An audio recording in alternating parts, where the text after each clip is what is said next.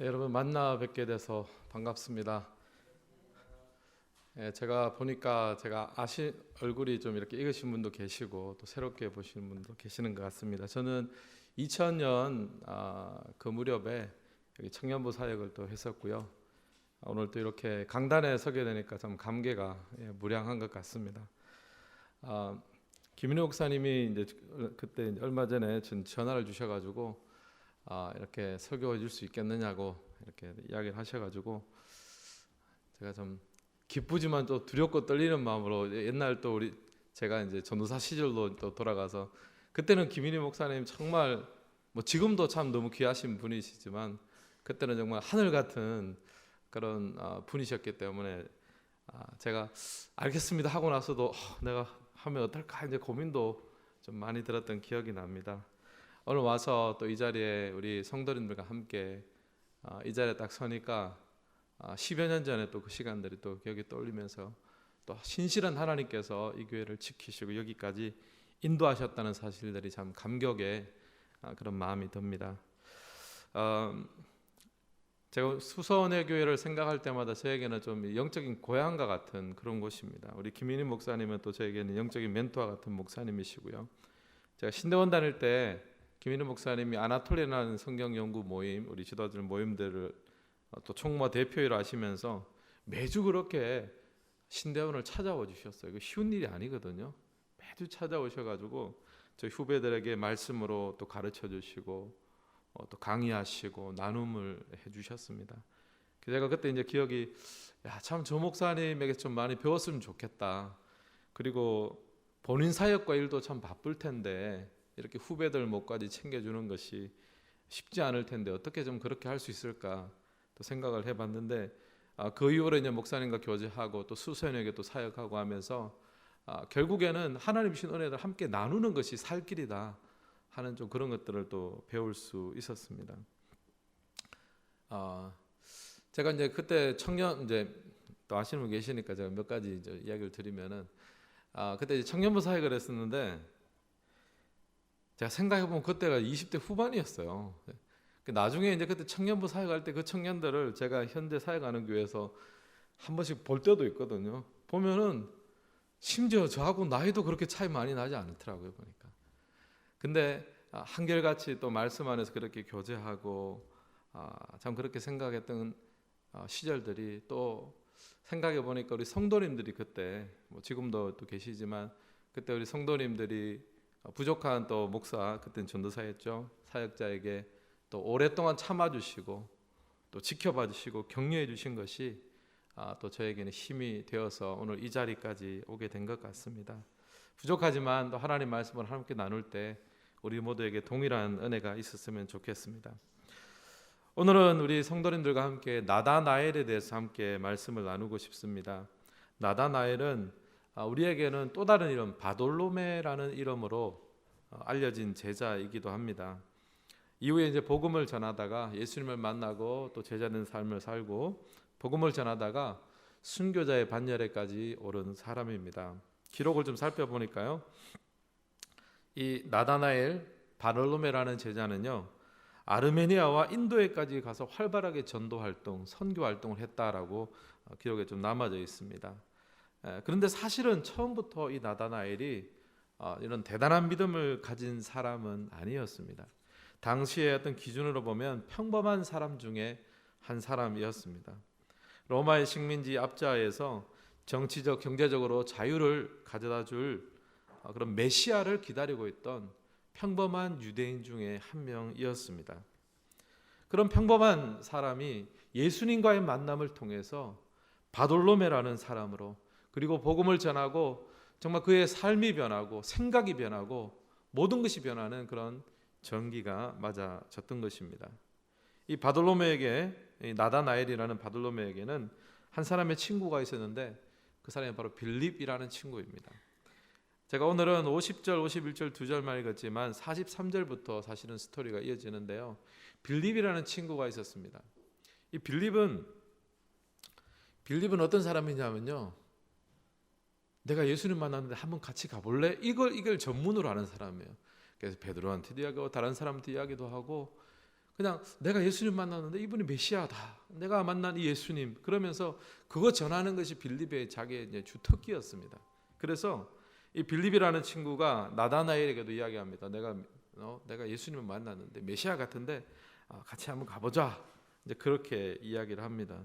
근데 이제 예수님이 출신지가 나사렛입니다. 그래서 나사렛이 뭐 그렇게 썩 대단한 동네는 아니었던 것 같아요. 요즘으로 뭐 치면은 지방에 있는 뭐 그런 동네였던 것 같습니다. 그래서 나다나엘이 그 나사렛에서 무슨 그렇게 선한 것이 나오겠냐. 뭐 가볼 필요 없다. 그렇게 몇 차례 미루다가 이제 빌립의 아마 성화에 못 이겨서 예수님을 만나러 갔던 것 같아요. 그래서 예수님을 만나게 되고 예수님이 그를 보자마자 다짜고짜 이는 참으로 이스라엘 사람이라 그에게 그 속에는 간사한 것이 없도다. 그러면서 너를 부르기 전에 무화과 나무에서 이미 너를 보았다라고 예수님께서 이렇게 이제 영적인 도전을 하시는 거죠. 그러면서 이제 여기서 나다나엘이 뭔가 이렇게 다르구나.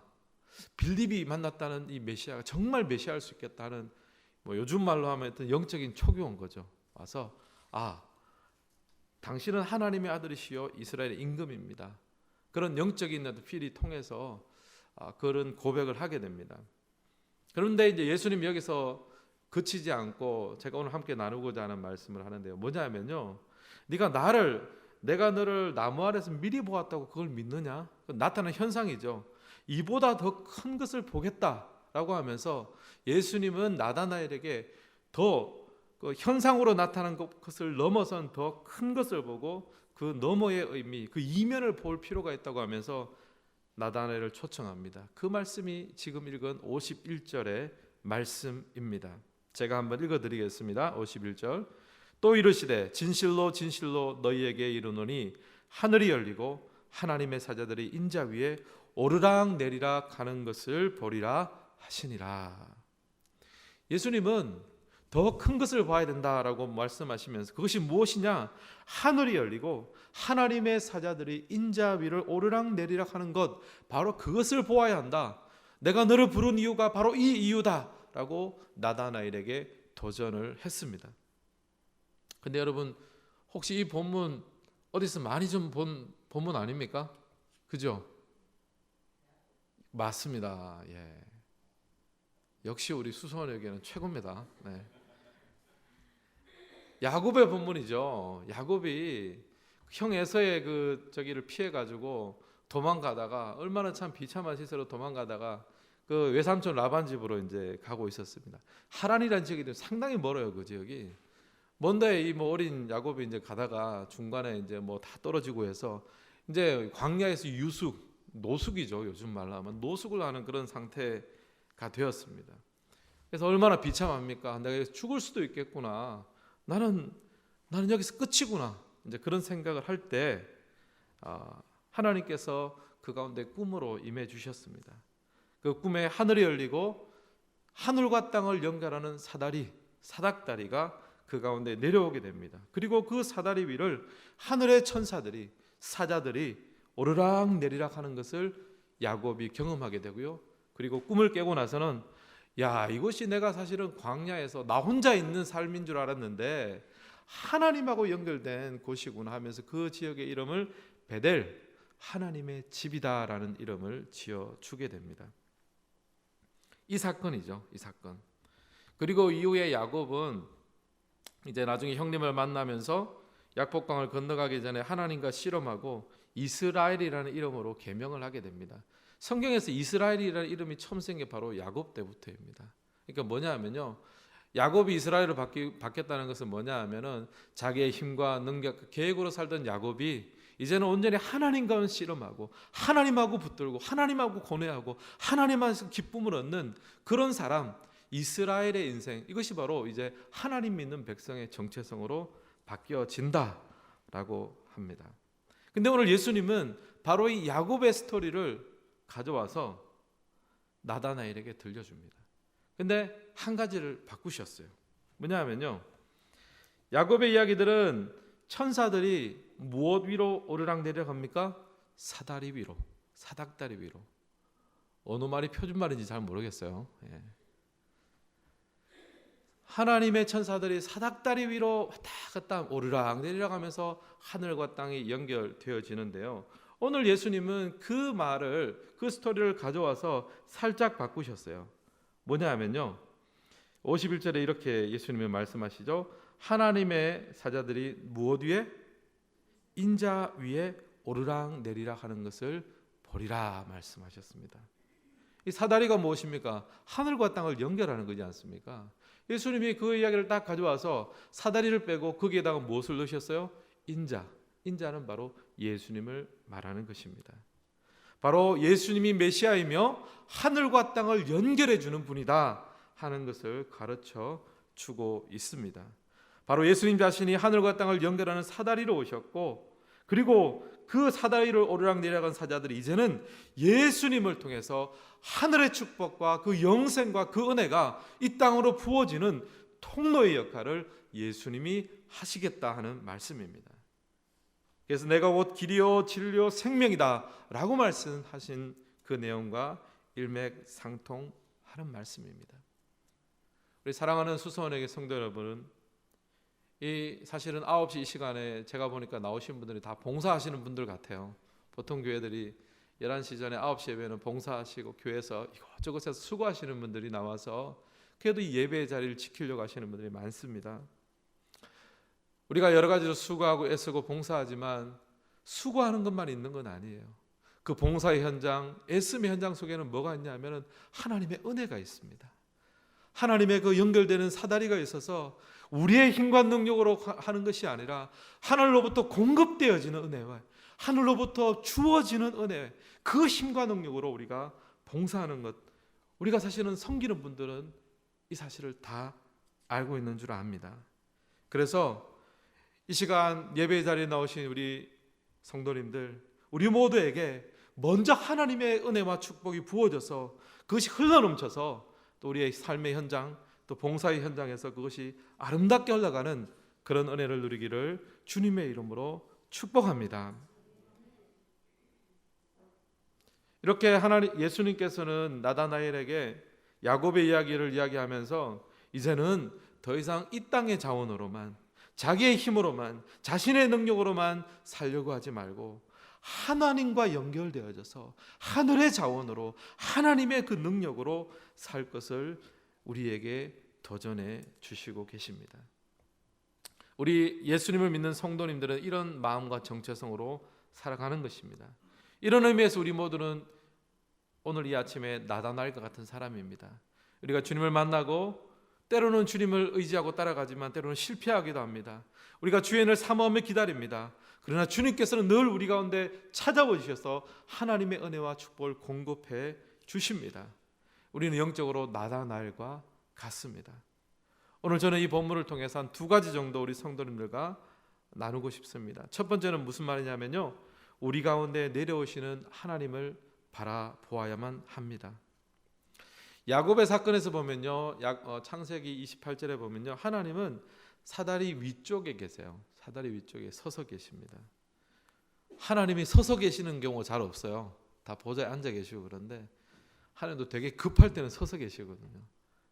왜냐하면 하나님의 언약 백성이 저기 땅 가운데 누워있고 내가 저를 지켜보아야 되고 저를 보호해야 되고 저를 내가 인도해야 되겠는데 하나님 보좌에서 일어서시는 거죠. 야곱의 사건에서 보면 하나님은 사다리 위쪽에 계십니다. 사실은 이것이 이스라엘 백성들의 계속된 상황이었습니다. 메시아를 기다리죠.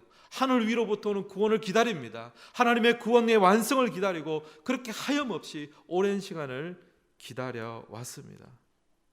나다나엘도 그랬어요.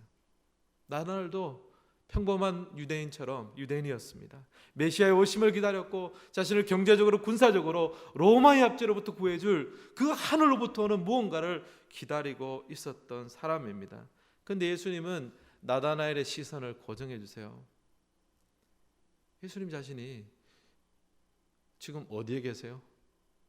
사다리 위쪽 하늘에 있는 것이 아니라 스스로 그 사다리가 되셔서 스스로 그 길이 되셔서 이제 이 땅 가운데 내려와서 나다나엘에게 어깨를 딱 치면서 얘가 이제 하늘 그만 보고 내가 내려왔으니 내가 너와 함께라고 내려왔으니 너 옆을 보라는 거예요. 이것이 바로 성육신하신 예수님입니다. 이제는 더 이상 하늘 위로 바라보면서 하늘의 그 은혜와 축복을 구할 것이 아니라 내 옆에 와 계시는 주님, 나와 함께 계시는 주님, 우리 가운데 살기 위해서 내려오신 그 하나님을 바라보는, 바로 이것이 예수님께서 나단에게 주시고자 하는 그 은혜였습니다. 요한복음 1장 14절에는 예수님께서 이렇게 말씀하셨습니다. 말씀이 육신이 되어 우리 가운데 거하심에 우리가 그의 영광을 보니 아버지의 독생자의 영광이요 은혜와 진리가 충만하더라. 이제 나다나엘은 더 이상 시선을 하늘로 향하지 않게 되었습니다. 물론 하늘 향합니다. 그러나 그의 시선은 독생자가 되셔서 이 땅 가운데 육신이 되어 오신 그 예수님, 바로 자신 옆에 계시는 예수님을 통해서 하나님을 볼 수가 있었습니다. 우리 사랑하는 성도님들, 먼저 주님께서 우리 가운데 찾아와 주심을 우리가 마음속에 붙들었으면 좋겠습니다. 야곱은 저 하늘에 연결된 사다리를 보고 그 위에 서신 하나님을 바라보았지만, 이제 그 위에 서신 주님께서는 그 사다리가 되셔서 직접 이 땅 가운데 내려오셨고 나다나엘 곁에 서신 분이 계셨습니다. 그리고 나다나엘 어깨를 두드리면서 내가 여기 왔다. 나와 함께 교제하고 나의 손을 잡자. 주님께서는 나다나엘이 그렇게 초청해 주셨습니다. 동일하게 우리들에게 주님께서 오늘 도전하시며 초청하실 걸 저는 믿습니다. 우리 가운데 함께 찾아오셔서 위에 계시는 분이 아니라 바로 우리 가운데 가시고 내 심령 가운데 계시고 나의 삶의 현장 가운데 계시는 그 하나님과 함께 믿음으로 동행하는 우리 성도님 되시기를 주님의 이름으로 축복합니다. 제가 수선회에 있을 때는 청년부 사역을 주로 했었지만, 이제 저도 머리숱도 좀 빠지고 이제 나이도 좀 들다 보니 지금 현재 섬기는 교회에서는 교구 사역을 하고 있습니다. 이제 장년들을 섬기다 보니까 참 아프신 분들이 많아요. 청년들은 아픈 건 별로 없거든요. 그래도 어디 취업이 안 되고 하여튼 이제 뭐가 부족하지만, 이 장년들은 아프고 하여튼 이렇게 약한 부분이 많이 생기더라고요. 저는 이제 그렇다 보니까 자주 가는 곳이 병원입니다. 우리 성도님들 많이 아프실 때 제가 병원도 가고요. 제가 또 섬기는 성도님이 오랫동안 이제 병원에 입원하셨던 분이 계세요. 근데 몸이 약하다 보니까 이제 어떤 균이 들어오면 항생제를 아무리 써도 균이 안 잡혀지는 경우가 있더라고요. 보니까 웬만하면 잡혀지고, 또 몸이 조금 이렇게 건강이 좀 괜찮으면 굳이 이제 그런 걸 쓰지 않아도 딱 잡혀지는데, 그게 안 되시는 분이 계시더라고요. 그래서 그게 안 되니까 얼마나 고통스럽겠습니까? 몸이 계속해서 그런 상태가 되니까. 이제 저는 그 성도님을 좀 위로하고 싶은 마음에서 이제 그 병실을 이제 찾아갔었습니다. 그리고 계속 아프시니까 한 여러 번 제가 찾아갔겠죠. 그래서 여러 번 찾아가면서 또 같이 기도도 해드리고 이제 그런 얘기들 많이 나눴는데, 항상 돌아오면서 느끼는 것은 뭐냐면요, 제가 가서 오히려 위로와 격려를 받고 옵니다. 뭐냐면요, 제가 가기 전에 이미 그 병실에 주님께서 함께하고 계시다는 것을 제가 확신할 수 있기 때문이에요. 가서 제가 목사가 위로한다고 말하고 기도도 하지만, 그러나 그 대화를 나누는 중에 보면은 이분이, 이 성도님이 지금 주님하고 함께 있구나. 주님이 저 사다리 위에서 하늘에 계시는 분이 아니라 이 성도님에게는, 적어도 이 성도님에게는 그 이 침실 가운데, 이 병실 가운데, 그의 심령 가운데 함께 하셔서 이 병마가 그를 삼키지 못하도록 막대기와 지팡이로 보호하시는 그 목자 되신 하나님께서 함께하고 계시다는 것을 제가 그 가운데 바라보고 경험할 수가 있었습니다. 그 성도님에게는 하늘에 서 계신 주님이 아니셨고요, 하나님은 그 성도님에게는 병실 가운데 찾아오신 주님이셨고, 그의 심령 가운데 낙심하지 않고 좌절하지 않고 쓰러지지 않도록 붙들고 계셔주시는 하나님이었다는 것을 저는 발견할 수 있었습니다. 우리 성도님들, 우리가 하나님 생각하면 때로는 기도할 때 오랫동안 기도하는 기도 제목도 있으시잖아요. 하나님 기도하면 때로는 또 가깝게 느껴질 때도 있지만, 때로는 되게 멀리 느껴질 때도 있습니다. 또 오랫동안 기도하는 제목들이 응답되지 않거나 이럴 때는 실망하고 또 좌절할 수도 있겠습니다. 하지만 여러분, 우리가 나단을 통해서 우리에게 주시는 예수님의 음성을 기억할 때 주님께서는 바로 내 아내와 계시고, 그리고 바로 내 이 믿음의 공동체 안에 함께하고 계시고, 또 이제 여러분들이 앞으로도 섬길, 또 이후에 섬길 바로 그 부서와 그 반과 그 모든 섬김의 현장 가운데 함께하고 계셔서 우리가 그것을 섬길 때 그것을 받는 사람들은 주님의 손길이구나, 주님의 음성이구나, 그것을 경험하게 되고, 그렇게 주님의 손과 발이 되어 쓰임받는 우리 성도님 되시기를 주님의 이름으로 축복합니다. 두 번째, 우리가 영적인 나다나엘로 바라봐야 될 것은요, 광야를 베델로 만드시는 주님을 우리가 함께 바라보기를 원합니다. 베델은 말 그대로 하나님의 집이라는 뜻이죠. 야곱은 하늘과 땅이 연결되는 꿈을 꾸었습니다. 그래서 그 지명을 베델, 하나님의 집이라고 이름을 붙였습니다. 나다나엘은 자신의 능력과 계획 속에서 메시아를 기다렸습니다. 아마 정말 눈이 빠지게 메시아를 기다렸겠죠. 하늘을 바라보았겠죠. 그리고 이스라엘 나라의 회복을 기다렸습니다. 그런데 현실은 뭐였습니까? 비참한 식민지 생활이죠. 언약 백성의 정체성은 땅에 떨어지고, 언제나 이 메시아가 와서 이것을 회복해 줄까, 그런 상황이었습니다. 사실 야곱의 상황도 흡사해요. 야곱이 하나님께 축복을 받고 이삭을 통해서 하나님의 어떤 장자권도 받고 축복도 받았지만, 야곱이 현재 위치가 어디였냐면은 돌베개를 자고 광야에 자고 있는 겁니다. 상황이 그렇다는 거죠. 그리고 실제로 아무리 그런 베델의 꿈을 꿔도 그 꿈을 꾸고 나면 여전히 광야에서 돌베개를 치고 일어서는 그런 상황이었던 것이죠. 야곱의 모습이 바로 사실은 우리의 모습입니다. 또한 야곱은 그렇게 돌베개를 베고, 그리고 주님이 도와주지 않으면 오늘 하루를 살 수 없을 것 같고 하나님이 참 멀어 보이는 그런 상황에 야곱이 살고 있었습니다. 그런데 이제는 야곱이 그 꿈을 꾸고 난 이후에 어떠한 마음의 전환이 있었습니까? 야곱은요, 이제는 광야에서 잠을 깼지만 그의 눈에 광야는 더 이상 그냥 광야가 아니라, 상황은 변한 것은 없지만 여전히 춥고 여전히 외로운 광야이지만, 그러나 그의 심령에서는 더 이상 홀로 있는 광야가 아니라는 거죠. 더 이상 홀로 있는 것이 아니라 내가 서 있는 이곳은 하늘과 연결된 곳이었고, 하나님의 사다리가 이곳에 오가는 곳이었고, 그리고 이곳이 하나님의 집이다, 하나님이 거하시는 곳이다. 내가 이곳에 비록 돌베개를 두고 누웠지만 이 가운데 하나님도 함께 거하고 계신다. 나는 하나님의 집에 사는 하나님의 한 식구다. 이 마음이 야곱에게는 있었을 것입니다. 그래서 야곱을 보면요, 어려울 때마다 내가 베델로 올라가리라, 내가 베델의 하나님을 만나리라. 그 말이 뭐냐면은 내가 하나님의 한 식구라는 거예요.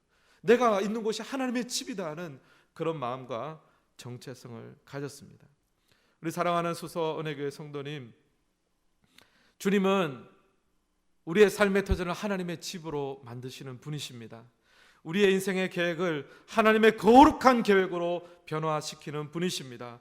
베델을 꿈도 꾸지 못한 비천한 야곱을 찾아오셔서 그 인생을 붙드시고 베델의 하나님, 베델을 꿈꾸는 하나님의 집을 꿈꾸는 영광스러운 인생으로 초청하시는 하나님이심을 우리가 믿기를 주님의 이름으로 축복합니다.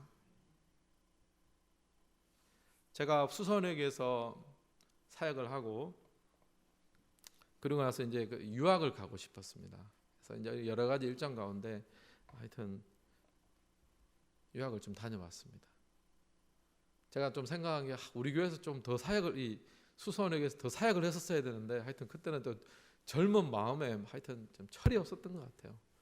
그래서 이제 목사님에게도 조언도 받고 해서 유학을 갔습니다. 가서 공부를 하고 이제 돌아오는데 이상하게 하나님께서 많은 부분을 막으시더라고요. 이제 유학을 갔다 오면은 사실은 제가 정말 혈혈단신 돈 한 푼 없이 이제 한 푼 없진 않고요. 조금 가지고 이제 가서 제가 유학 시절에 일을 많이 했어요. 그래서 아르바이트도 하고 신문 배달도 하고, 왜냐하면 그때 제 가족이 있었으니까. 그래서 공부도 했지만 일도 많이 했습니다. 그렇게 하고 공부를 한 코스를 마치고, 또 이제 어떤 다른 목사님들은 더 상위의 공부를 한다, 여러 가지 계획을 하는데 저는 엄두가 안 나는 거예요. 나는 이제 여기서 끝이다. 나는 이제 빨리 이제 사역해야 되겠다. 이제 더 이상 힘들어서 안 되겠다. 이제 그런 마음을 가지고 이제 한국을 이제 사실은 한국어로 바로 들을 마음도 있었지만 조금 더 거기서 살아가고 싶은 마음도 있었습니다. 그래서 이제 뭐 돈은 다 이제 떨어진 상태였으니까 이제 기도하면서 이제 사역지를 구해야 되죠. 그래서 이제 한국에도 아는 목사님을 통해서 좀 자리를 부탁해 놓고 이제 그 미국 쪽에도 이렇게 좀 이야기를 해놓고 기도하면서 기다렸습니다. 사실 그때만 해도 제가 뭐 한 연락 오지 않겠냐, 하나님 길 금방 열어 주시겠지, 그런 마음이 사실은 안에 많이 있었습니다. 그래서 처음에는 기도도 많이 안 하고요. 뭐 하나님 뭐 길 열어 주시고 나도 아는 사람도 많고 뭐 김인우 목사님도 좀 도와주시겠지, 뭐 하여튼 뭐 이런 생각만 하다가, 근데 하나님이 보통 하나님이 아니잖아요. 길을 안 열어주시는 거예요. 길을 안 열어주시니까 제가 뭘 하겠습니까? 기도를 하겠죠. 그러니까 유학생활 동안 좀 공부하고 이렇게 좀 하느라 떨어졌던 영성이 이제 생존 영성이니까 뭐 살아야겠으니까 이제 기도도 하고 막 더 이제 하는 그런 가운데 이제 하여튼 저는 이제 그 기준을 뭘로 세웠냐면은 어느 곳에든 먼저 콜이 오면 내가 가겠다. 그곳 하나님 불러주신 곳이라면 가겠다 하면서 이제 그런 마음의 기준을 세웠습니다. 그리고 하여튼 한국 쪽에서 하루 차이로 먼저 콜이 왔습니다. 그래서 이제 한국 쪽으로 이제 오게 됐고요. 근데 이제 중요한 게 있었습니다. 뭐냐면은 이 미국에 제가 있다 보니까 그 교회에서 저를 이제 청빙을 하는데 사람을 안 보고 청빙하는 거잖아요. 뭐 추천해주고 청빙하는데 최종 면접은 보자는 거예요. 그러니까 뭐 한 70, 80%는 된 걸로 생각하는데 최종 면접은 그래도 보자는 거예요. 그쪽 담임 목사님이. 그럴 수 있잖아요, 충분히. 근데 저는 이제 최종 면접을 보려면은 제가 이제 마음을 굳힌 거죠. 일단은 나는 무조건 나오는 걸로 생각하고 제 와이프랑 애들이랑 다 같이 나오는 걸로 했습니다. 그래가지고 한국행 비행기를 타려고 이제 미국 생활을 다 정리하고 한국행 비행기를 타려고 시카고 국제공항 거기서 밤 비행기 타려고, 이제 애들은 이제 어려가지고 이제 밤 되니까 자잖아요. 그 저기 공항에 의자에서 잠을 자고 있는 거예요. 그래서 와이프하고 나하고 이제 사모하고 이런저런 얘기를 하면서 사실 아무것도 결정된 거 없는데 야, 내가 이거 들어가가지고 만약에 그 목사님 만났는데 당신 좀 같이 못하겠다 이러면 나는 이제 길바닥에 나앉는구나, 이제 그런 생각이 드는 거예요. 정말 하나님 뭐 설마 그렇게 하시겠나 그렇지만 하나님 또 이렇게 저를 또 강훈련 시키려고 그럴 수도 있지 않겠나, 하여튼 뭐 별 생각이 다 드는 거예요. 그래서 이제 새벽 비행기에서 와이프도 좀 잠을 청했습니다. 저는 잠이 안 오는 거예요. 잠이 오겠습니까? 이게 잠이 안 오는 거예요. 되게 피곤하고 이런데 잠이 오질 않는 거예요.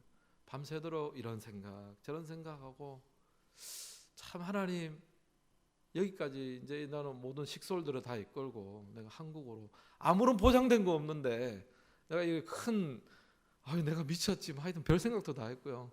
그래서 이제 왔는데 그 밤에 하나님 주신 은혜가 있었습니다. 은혜가 있었고 제가 지금도 그 밤을 생각하면은 하나님 책임져 주신다는 그런 게 있습니다. 하나님이 인도해 주시고 하나님 책임져 주신다. 그래서 사실 그 밤에 그 공항의 대합실은 정말 야곱으로 치면 광야와 같은 곳이고 아무것도 없고 도와줄 사람도 없고 아무것도 없는 곳이지만, 그러나 내가 그때 만난 하나님을 생각해서 보면 그것은 베델이에요. 베델. 그것은 광야가 아니라 베델이었고 하나님을 만나는 곳이었고 하나님의 임재가 있는 곳이어서 그때만 생각하면 저는 아직도 마음이 뜨겁습니다. 우리 사랑하는 성도님들, 우리가 서 있는 곳은 광야가 아니라 베델인 것을 믿으시기를 주님의 이름으로 축복합니다. 우리 가운데 함께 계시는 그 주님, 하늘 높이 계시는 분이 아니라 스스로 길이 되셔서 스스로 그 사다리가 되셔서 우리 가운데 찾아봐 주시고 우리로 하여금 내가 바로 내 옆에 있다고 말씀해 주시는 뿐 아니라 우리가 서 있는 광야와 같은 세상을 홀로 걷는 것이 아니라 베델로 만들어 주시고 함께 걷기를 기뻐하신 그 주님이 오늘 우리 가운데 함께 계시고 우리 삶을 주장하시는 그 은혜를 우리가 매 순간 경험하며 그렇게 예배드리고 또 숨기는 이 복된 날이 되기를 주님의 이름으로 축복합니다. 기도하겠습니다. 하나님